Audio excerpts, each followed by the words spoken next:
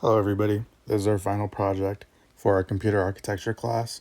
Our group had 4 members, Chi, Jonathan, Joshua, which is myself, and Terry.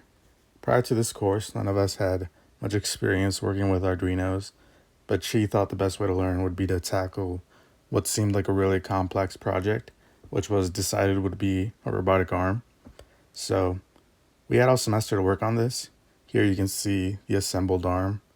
Everything was 3D printed by Chi. He purchased an entry-level 3D printer off Amazon, and it took around 20 hours to get everything printed, but the material cost was pretty low. So that was $15, and we still had some material left over by the end. And here I included a video of the printing process, so you can see why it took so long.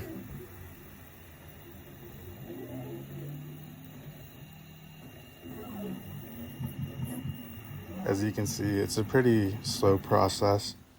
Moving on to the electric components, we used 6 Arduino Nanos for this project.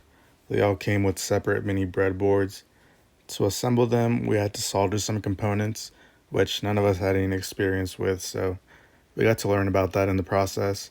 The other main components in this project were potentiometers and motors.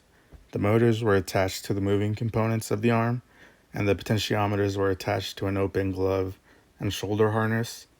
The potentiometers are placed in a way such that in a neutral hand position, they're all off, and as you move your hand and arms around, the potentiometers are turned up, and that's what makes it possible for your movements to be replicated by the arm. It's a pretty cool process.